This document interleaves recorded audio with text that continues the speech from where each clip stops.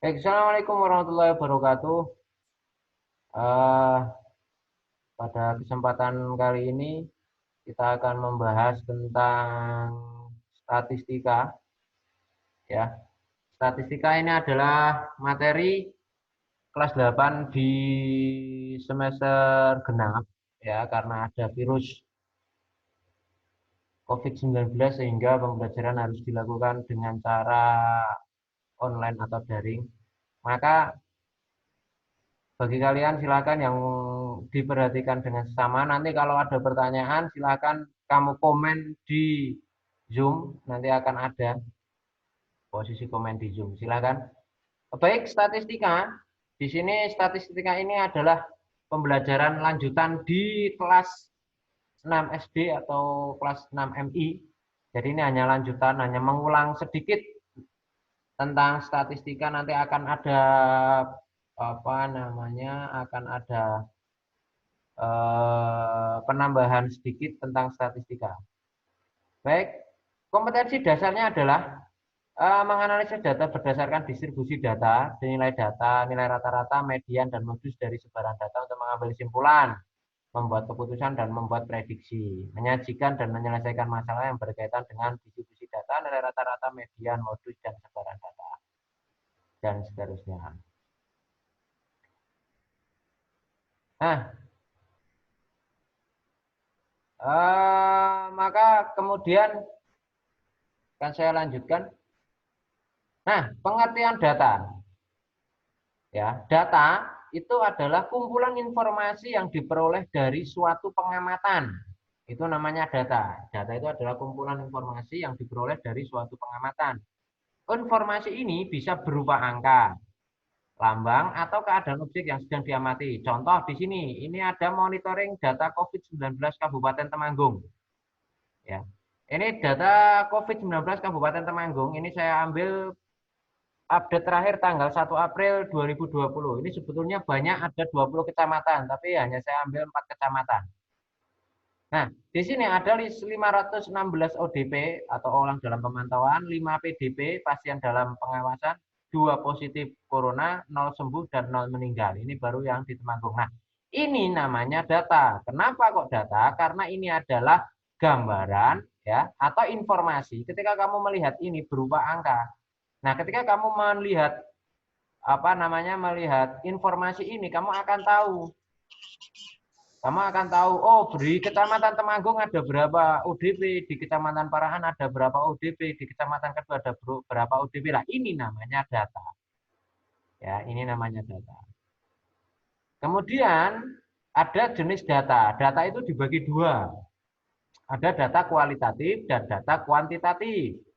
Data kualitatif itu adalah merupakan data yang menunjukkan sifat atau keadaan suatu objek. Sifat atau keadaan suatu objek. Dan tidak bisa dihukum secara numerik.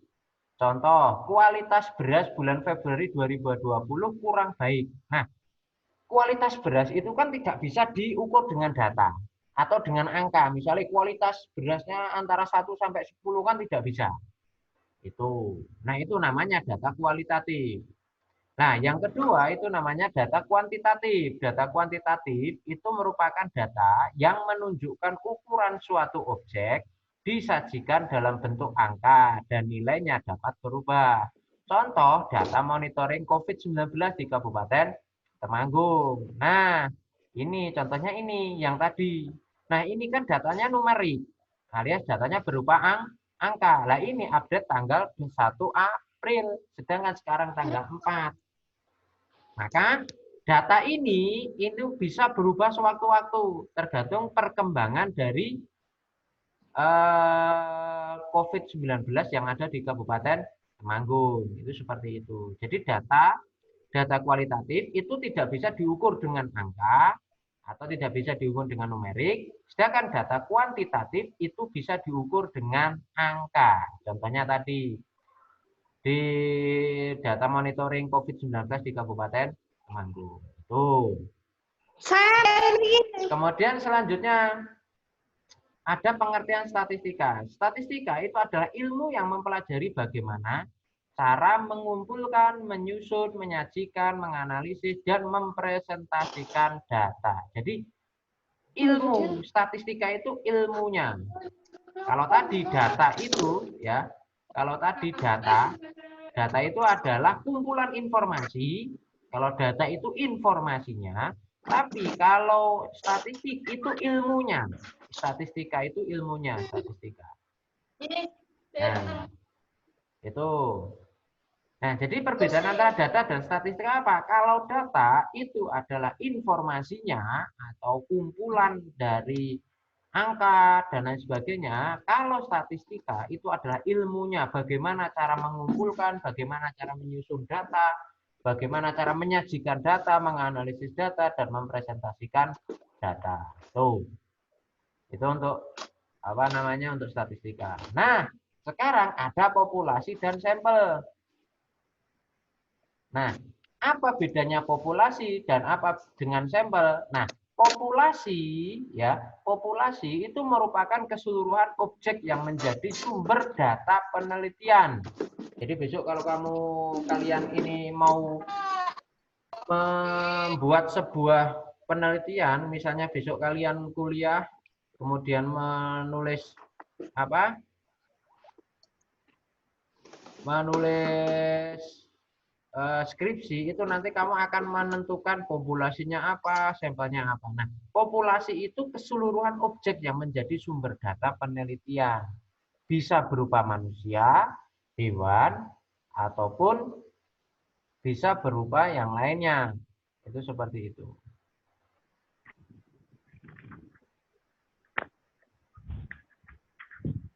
Nah, sampel itu adalah bagian dari populasi yang dapat menggambarkan sifat atau ciri-ciri populasi tersebut.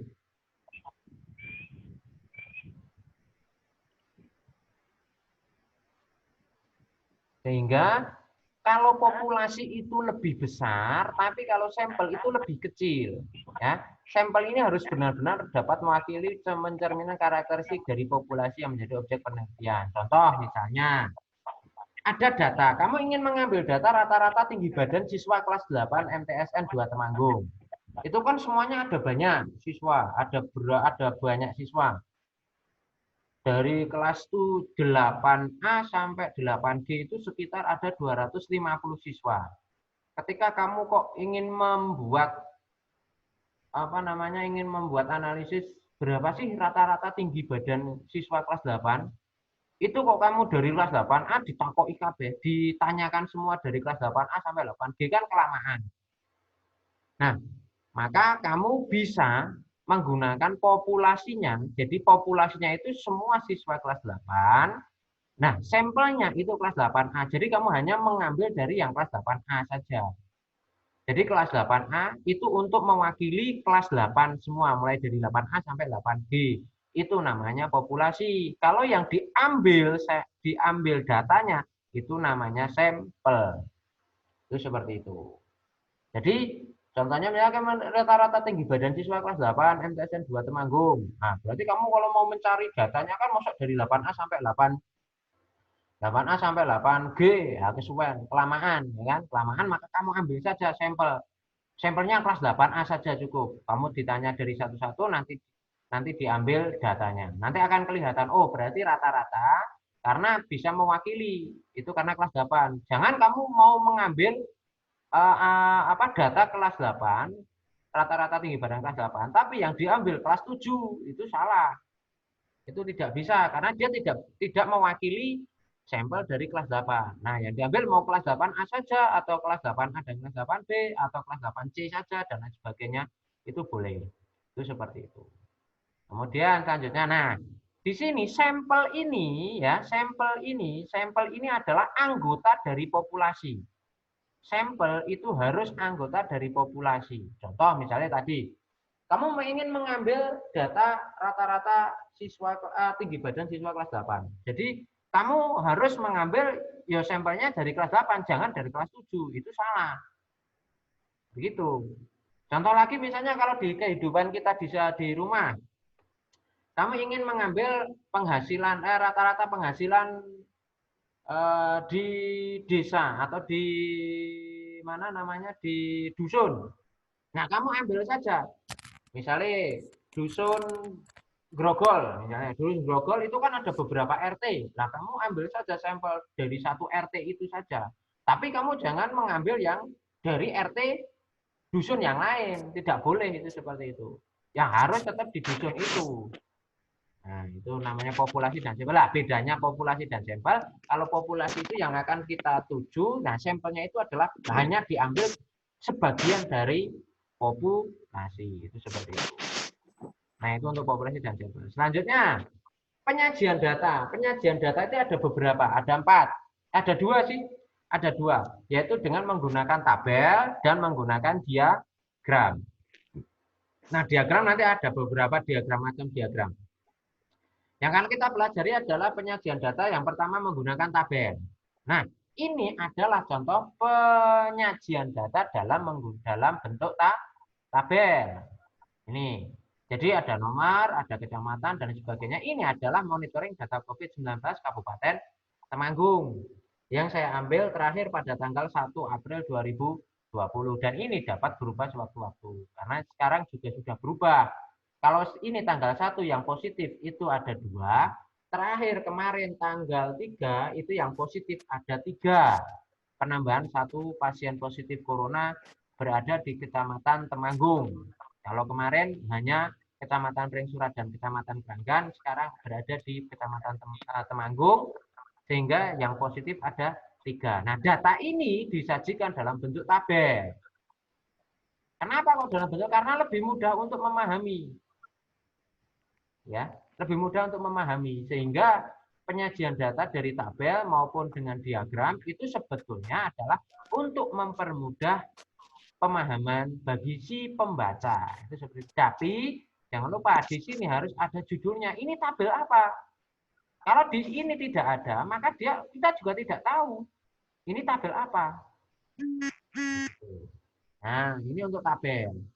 Saya yakin untuk kalian ini jika ada data kemudian kamu disuruh membuat tabel, saya yakin kalian sudah bisa. Karena ini hanya mengulang di SD atau MI di kelas 6 dulu.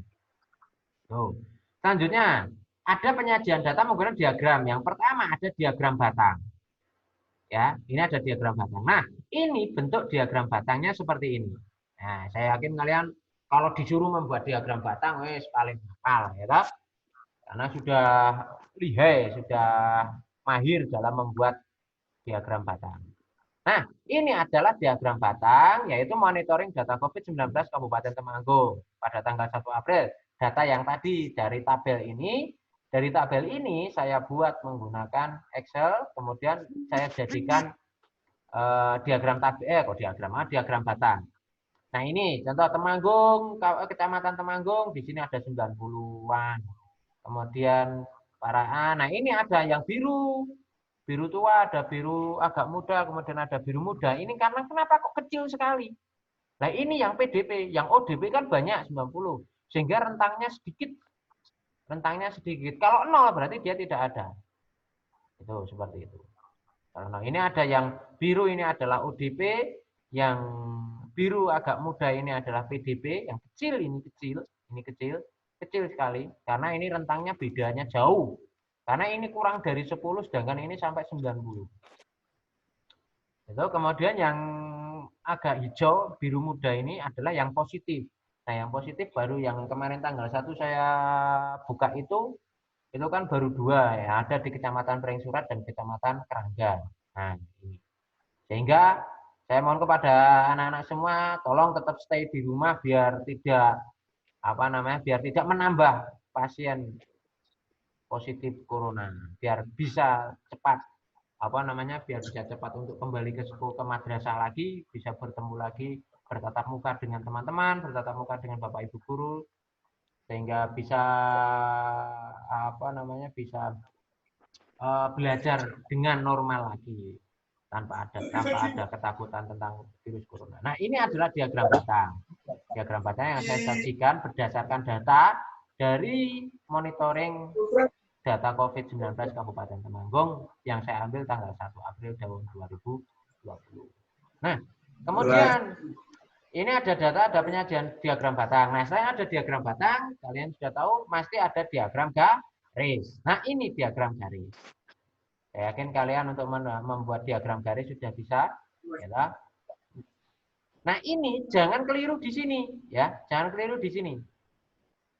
Jangan sampai keliru di sini. Jangan ini dibalik di sini, nanti keliru kamu. Karena ini bedanya, ada yang sama, ada yang beda. Nah, jangan sampai keliru untuk membuat diagramnya. Itu. Kemudian rentangnya ini harus sama. Rentang yang ini harus sama. Ketika kamu membuat diagram garis maupun membuat diagram batang, itu rentangnya harus sama. Misalnya, ini kan rentangnya 10, 0 sampai 10. Berarti yuk rentangnya ke sini juga 20. Jangan di sini 0, sini 10. Langsung di sini 30. Ini 50, ini 70, ini 100. Yo, tidak boleh seperti itu. Harus rentangnya yang ini itu harus sama. Misalnya di sini kamu membuat rentang jaraknya kok di sini 0, di sini 2, berarti di sini 4. Di sini 6, 8, 10 dan seterusnya. Kemudian kalau di sini kok 0, 1, 2, 3 lah ini harus urut. Tidak boleh berjalan acak. Misalnya di sini 0, 1, 3, 8, 10, 13, 20, 28, 64. Nah, itu tidak boleh. Harus urut. Berurutan. Jadi harus teratur. Harus berpola. Kalau misalnya polanya rentangnya 10, ya 10. Rentangnya 10, 10. Rentangnya 20, 20. Ketika kamu ingin membuat diagram, baik itu diagram garis maupun diagram batang, rentangnya harus sama. Tidak boleh berbeda. Ya, tidak boleh berbeda. Oke, saya yakin ini hanya mengulang dulu di kelas 6 SD atau MI ya. Oke, kita lanjut. Kemudian selanjutnya ada di, nah ini adalah diagram lingkaran. Nah ini yang masih banyak yang kesulitan di sini. Ketika kita membuat diagram lingkaran, ya, ketika kita membuat diagram lingkaran, itu yang harus jadi patokan adalah kita mau menggunakan persen atau menggunakan derajat. Itu. Jadi kalau kita mau menggunakan persen, berarti nanti dibagi 100 datanya. Kalau kita mau menggunakan derajat, berarti dibagi 360. Itu. Nah, masih banyak sekali anak-anak yang belum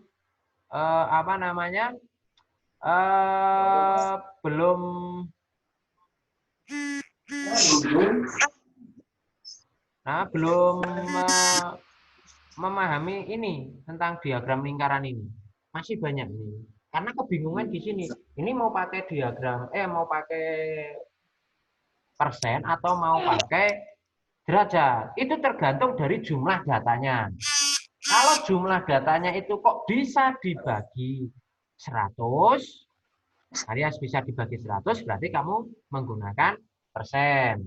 Tapi kalau bisa dibagi 360 atau dia itu faktor dari 360, maka bisa menggunakan derajat. Ya. Jadi kamu terserah kamu mau pakai derajat atau pakai persen, terserah.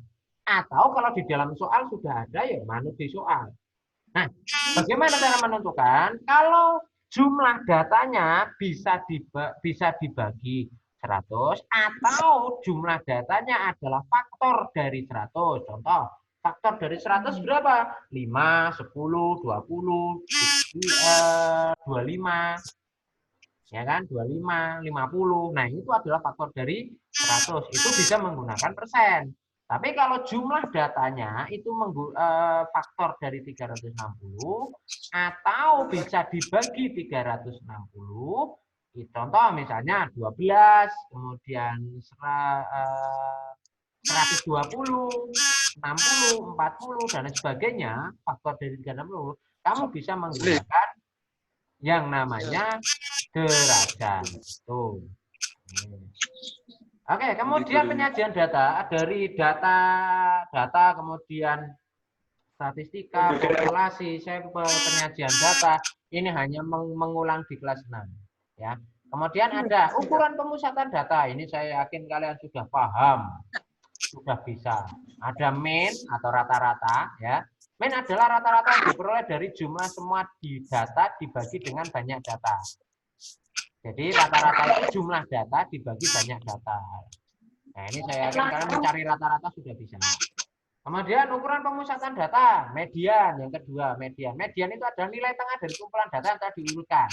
Ingat, datanya harus diurutkan terlebih dahulu. Ini banyak yang suka diambil suka diambil dari sebelum diurutkan. Itu salah. Itu salah. Ya, salah. Harus diurutkan terlebih dahulu, baru nanti kita kita ambil nilai tengahnya. Nah, nilai tengah itu kan data, kalau data untuk ganjil bisa menggunakan rumus ini, kalau data untuk yang genap bisa menggunakan rumus ini.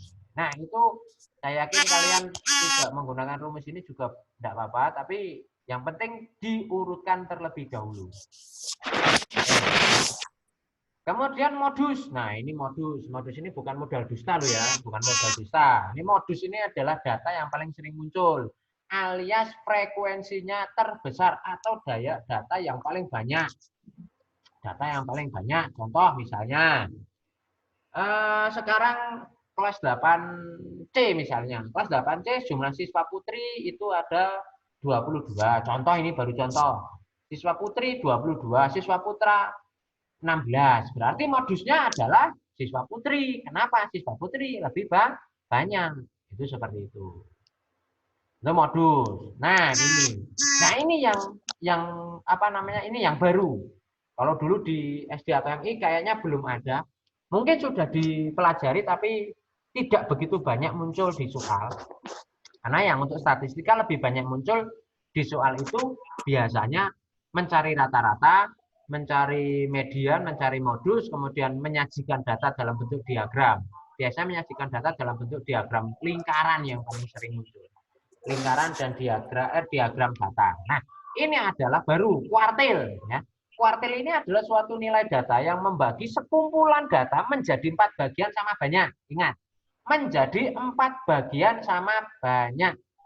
Jadi semuanya ada 4 bagian. Kalau ada 100%, masing-masing itu 25%. Nah, 25% pertama, antara 25% pertama dan 25% kedua itu ada kuartil bawah. Ya, kuartil bawah, 50% tengah-tengah kuartil tengah, dan 25% terakhir dengan 25% ketiga adalah kuartil atas. Ini rumusnya bisa menggunakan letak Q1 itu N plus 1. N itu apa? N itu banyaknya data. Jadi misalnya banyak data ada 20. Ada 20 ya berarti 20 plus 1 dibagi 4. Nah, kenapa kok dibagi 4? Karena kita akan membagi menjadi 4 sama banyak. Sehingga ini dibagi 4. Jangan kamu bagi 3. Masa mau membagi ada 4 orang kok dibagi 3. Nah, yang satu kan Mary alias tidak diberi. Ya kan? Kan seperti itu. Maka kemudian untuk letak Q2 itu 2N plus 1. Letak Q3 3N plus 1. Nah, ini kok tidak ada 1, Pak? Lah iya. Kenapa? Karena 1 kalau dikalikan bilangan berapapun akan menjadi bilangan itu sendiri. Atau bilangan kalau dikalikan 1 akan menjadi bilangan sehingga di sini 1, ini tidak dihitung. Itu. Nah, ini contoh kuartilnya. Ini ada data ya, ini ada data. 2, 2, 3, 4, 5, 6, 6, 7, 8, 8, 9. Ini. Nah, ini ada berapa datanya? Ada berapa? Nah, kita hitung. 1, 2, 3, 4, 5, 6, 7, 8, 9, 10, 11. Ini ada 11 kan? 1, 2, 3, 4, 5, 6, 7, 8, 9, 10, 11. Nah, ada 11. Ada 11 data. Kita cari mediannya. Ini sudah urut. Nah, mencari kuartil itu juga sama. Harus diurutkan terlebih dahulu. Kita cari kita cari mediannya, nilai tengah. Yang menjadi nilai tengah-tengah yang mana? Ini ada 11 dibagi 2, dapatnya 5. Oke, dari sini 5 ke kiri. 1, 2, 3, 4, 5. Oh, di sini coret. Yang ini 1, 2, 3, 4, 5 coret. Oh, berarti ini mediannya di sini. Benar, ini adalah median. Nah, terus kemudian selain itu untuk mencari Q1 bagaimana? Nah, Q1 itu kita bagi 4. 10 11 dibagi 4 itu dapat berapa? Gitu. 11 dibagi 4 dapat berapa? Dapatnya 2. Oh ya wes 2. 1, 2. Ini. 1, 2. Ini. 1, 2. Ini. Nah ini kan sama. Ada 4. 1, 2, 3, 4. Ini ada 4 bagian sama banyak. Bagian pertama ada 2 data. Bagian kedua ada 2 data. Bagian ketiga ada 2 data. Bagian keempat ada 2 data. Ya. Tuh. Nah, sehingga ketika kita ingin mencari Q1, Q2, Q3, itu maka ini kuartil bawah. Karena Q1 membagi antara data pertama dan data kedua, ya toh? Bagian data pertama dan bagian data kedua. Kemudian ini kuartil tengah karena membagi bagian data kedua dan bagian data ketiga. Kemudian di sini ada kuartil atas. Kuartil atas ini membagi bagian data ketiga dan bagian data keempat. Itu adalah kuartil. Nah, sekarang jangkauan. Jangkauan itu, kalau jangkauan adalah selisih nilai terbesar dengan nilai terkecil. Contoh misalnya di sini. Ini nilai terbesarnya berapa? 9. Nilai terkecilnya berapa? 2. Oh, berarti jangkauannya berapa? Nah, 9 dikurangi 2. Maka 9 kurangi 2 sama dengan 7. Oh, berarti jangkauannya adalah 7. Itu kalau jangkauan. Nah, kalau jangkauan antar kuartil itu adalah Q1, Q3 dikurangi Q1. Nah, contoh ini Q3-nya berapa? 8. Ini Q1-nya berapa? 3. Oh, berarti 8 dengan 3, 8 dikurangi 3 sama dengan 5. Sehingga ini bedanya apa Pak yang tadi? Kalau yang tadi itu jangkauan saja, itu berarti nilai terbesar dikurangi nilai terkecil. Itu untuk jangkauan saja. Tapi kalau jangkauan antar kuartil itu kamu bisa mencari selisih antara Q3 alias kuartil atas dikurangi Q1 alias kuartil bawah. Itu jangan terkhawatir. Sudah selesai untuk materinya, ya. Sudah selesai materinya. Ada pertanyaan, silakan kamu klik di komen. Nanti bagi kalian yang masih belum paham bisa diputar melalui nanti ini video saya